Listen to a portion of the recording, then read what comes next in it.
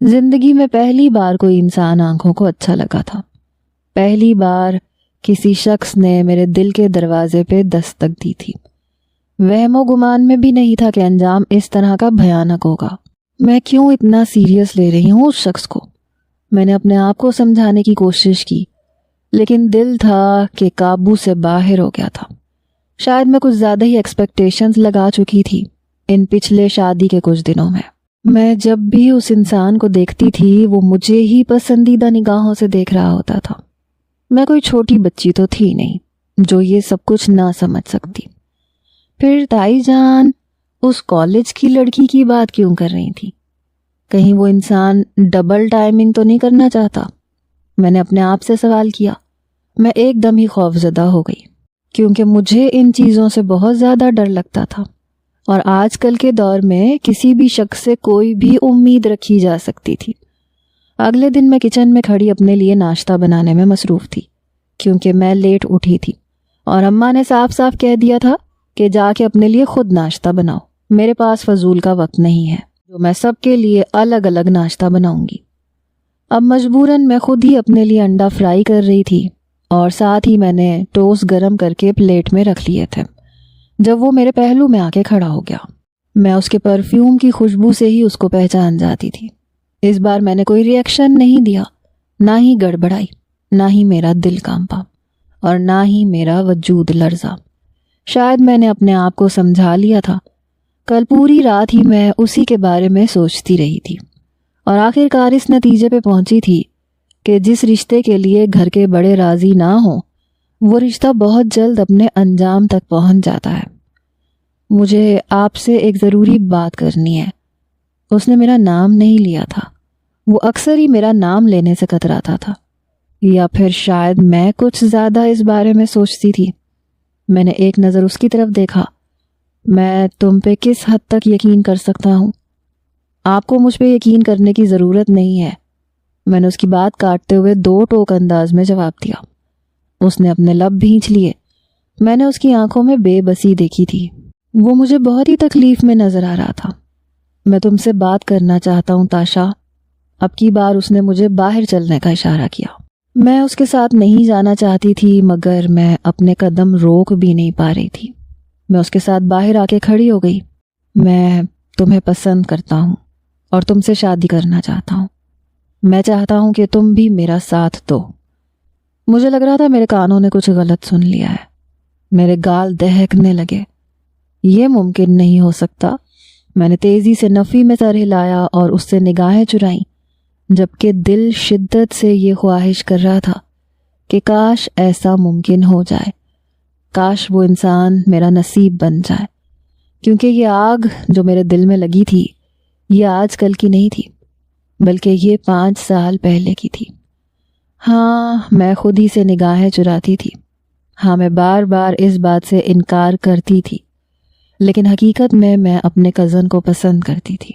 वो जब भी मेरी दूसरी बड़ी कज़नों को अपनी यूनिवर्सिटी के किस्से सुनाता था, और उन किस्सों में जब भी वो लड़कियों का नाम लेता था, तो मैं जल भुन के रह जाती थी। मैं किसी के सामने जाहिर नहीं करती थी क्योंकि मुझे आदत नहीं थी, लेकिन अंदर ही अंदर जलती कुड़ती रहती थी। मैं खुल के अपने ख्यालात का इजहार करना भी नहीं जानती थी। मेरी अपनी एक छोटी सी दुनिया थी, और उस दुनिया में मैं इस हद तक कैद थी कि वहाँ पे किसी को भी आने की इजाज़त नहीं थी। आपकी अम्मी कभी भी ये मुमकिन नहीं होने देंगी। मैंने कल आपको अपनी अम्मी से बातें करते हुए सुन लिया था। और आप तो अपनी कॉलेज फेलो से मोहब्बत करते हैं ना?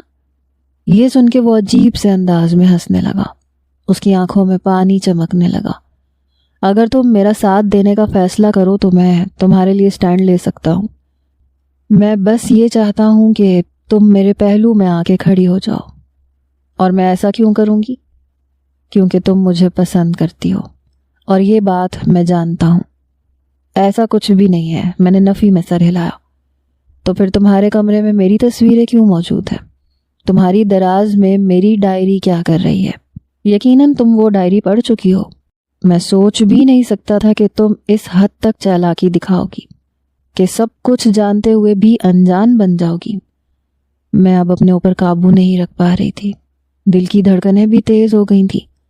کیا وہ سب کچھ پتہ لگا چکا تھا؟ ہاں، یہ بات سچ تھی، اس کی ساری فون کالز کی ریکارڈنگ بھی میرے پاس موجود تھی۔ جی، جب بھی وہ فون کرتا تھا تو میں اس کی باتیں ریکارڈ کر لیتی تھی اور بعد میں بیٹھ کے سنتی رہتی تھی۔ اکثر اپنی انہی حرکتوں پہ میں خود بھی ہنستی تھی، مگر میں کیا کرتی؟ چھوٹی سی عمر سے ہی وہ شخص مجھے اچھا لگنے لگا تھا۔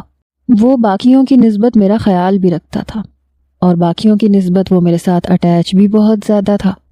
مجھے اسکول چھوڑنے جانا، وہاں سے لینے آنا، میری پسند کی چیزیں میرے لیے خریدنا، میری برتھ ڈیز کو اسپیشل بنانا، مجھے ڈھیر سارے تحفے دینا۔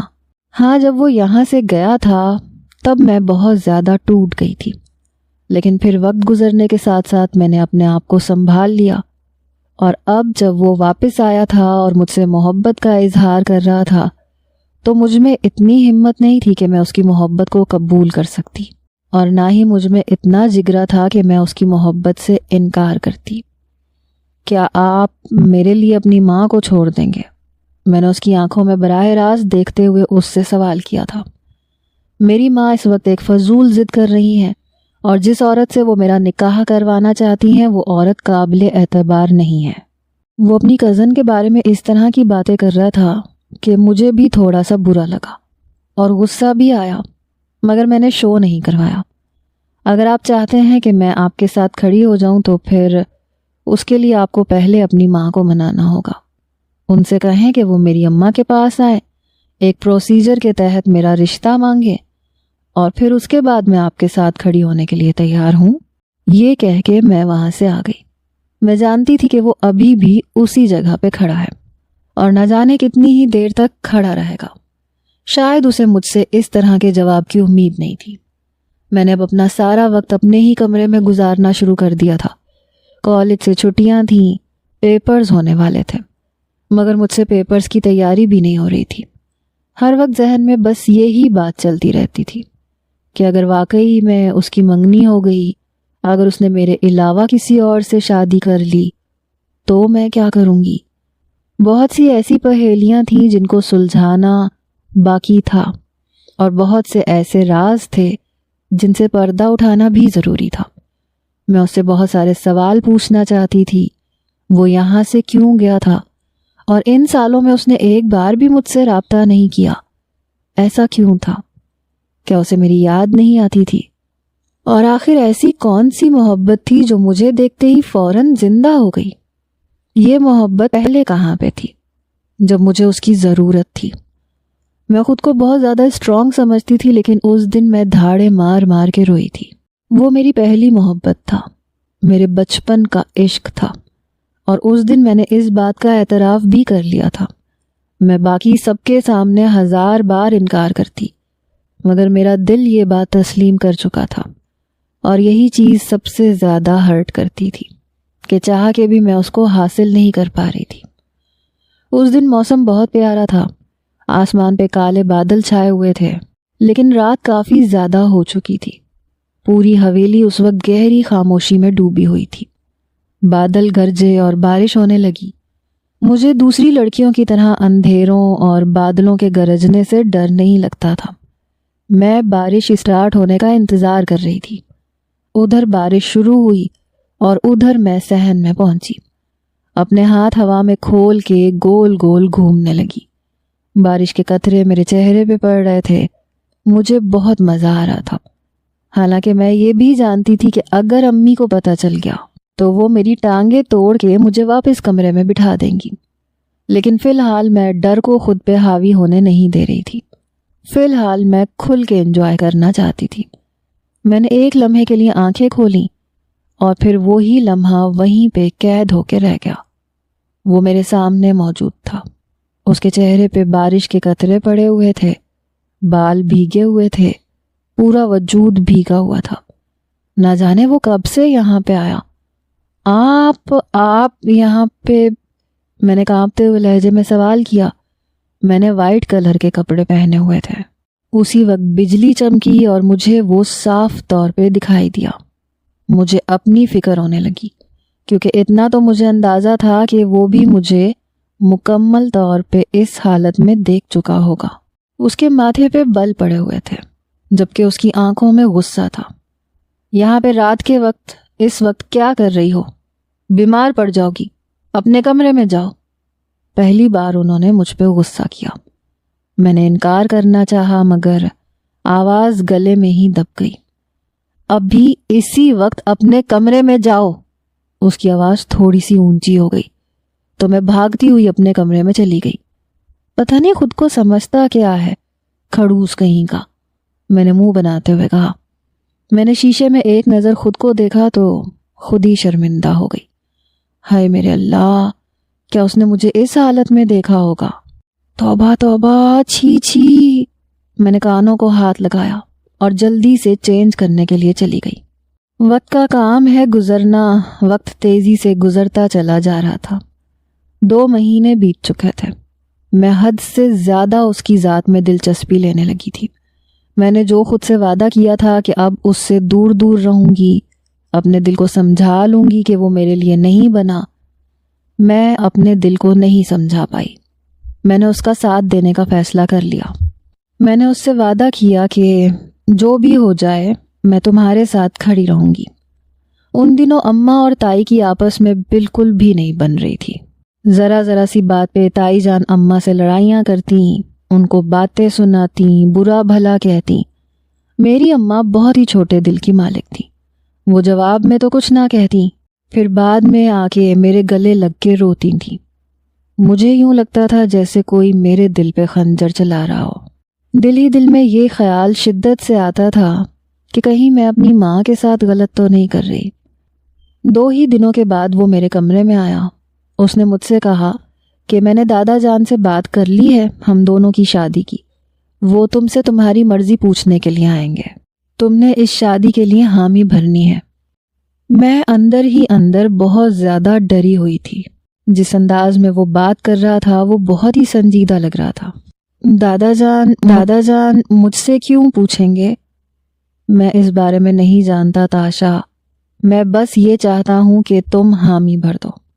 مجھے دادا جان کے سامنے جھوٹا مت ثابت کرنا، ورنہ میں کبھی بھی خود سے نظریں ملانے کے قابل نہیں رہوں گا۔ میں نے تم پہ یقین کیا ہے، میرا یقین مت توڑنا۔ میں تم سے وعدہ کرتا ہوں پوری زندگی تمہیں خوش رکھوں گا، کبھی بھی تمہاری آنکھوں میں آنسو نہیں آنے دوں گا۔ اور جہاں تک اماں جان کا سوال ہے تو میں انہیں بھی منا لوں گا۔ اگر اماں کی ضد بجا ہوتی تو میں تب بھی کبھی یہ ضد نہ مانتا، کیونکہ میں نے تم سے محبت کی ہے۔ تم میرے لیے میری زندگی کا خوبصورت حصہ ہو جسے میں کسی بھی صورت کھونا نہیں چاہتا۔ وہ پھر سے اپنی محبت کا اظہار کر رہا تھا اور میں خود کو اس کے پیار بھرے اظہار میں ڈوبتا ہوا محسوس کر رہی تھی۔ دادا جان میرے کمرے میں نہیں آئے تھے، انہوں نے مجھ سے کوئی بات نہیں کی تھی، بلکہ اماں میرے پاس آئی تھی۔ ان کی آنکھوں میں بے یقینی تھی۔ کیا تم مجھ سے محبت کرتی ہو؟ انہوں نے میرے دونوں کندھے پکڑ کے مجھے جھنجھوڑتے ہوئے کہا تھا۔ میں چپ ہو گئی، اماں سے جھوٹ نہیں بول سکتی تھی۔ تم نے مجھے اس بارے میں بتایا کیوں نہیں؟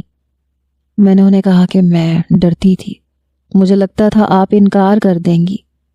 تم ٹھیک کہہ رہی ہو، میں انکار کر دوں گی اور میں ابھی بھی انکار ہی کروں گی۔ میں اپنی بیٹی کبھی بھی اس عورت کے حوالے نہیں کروں گی۔ انہوں نے 2 ٹوک انداز میں جواب دیا اور پھر بے دردی سے اپنے آنسو صاف کیے۔ میں نے کچھ کہنا چاہا تو مجھے اپنے سر کی قسم دیتے ہوئے بولی، اگر تم نے میری بات ماننے سے انکار کیا تو میں بھول جاؤں گی کہ میری کوئی بیٹی تھی۔ وہ تو لڑکا تھا، وہ تو ضد پہ آ گیا تھا، مگر میں ضد نہیں کر سکتی تھی، اور میں تھی بھی ڈرپوک، اسٹینڈ بھی نہیں لے سکتی تھی، اور میں اس کی طرح انڈیپینڈنٹ بھی نہیں تھی کہ حویلی چھوڑ کے چلی جاتی یا پھر کسی اور جگہ پہ شفٹ ہو جاتی یا ناراض ہو کے گھر چھوڑ دیتی۔ گھر کے سب بڑے لوگ وہاں پہ بیٹھے ہوئے تھے۔ مجھے بہت شرمندگی ہو رہی تھی، رونا بھی آ رہا تھا، خود پہ غصہ بھی آ رہا تھا کہ آخر مجھے کیا ضرورت تھی اس انسان کے ساتھ کمٹمنٹ کرنے کی جب میں اپنی کمٹمنٹ پوری ہی نہیں کر سکتی تھی۔ دادا جان نے میرا نام پکارا، تاشا بیٹا، کیا تم رامیز سے شادی کرنا چاہتی ہو؟ یوں لگ رہا تھا جیسے وہاں پہ کوئی جرگہ چل رہا ہو۔ میں نے ایک نظر اپنی ماں کو دیکھا تو اماں نے فوراً سے نفی میں سر ہلا دیا۔ میں نے اپنے لہجے کو مضبوط بنایا، نہیں، میں اس جگہ پہ ہی شادی کروں گی جہاں پہ میری ماں راضی ہوں گی۔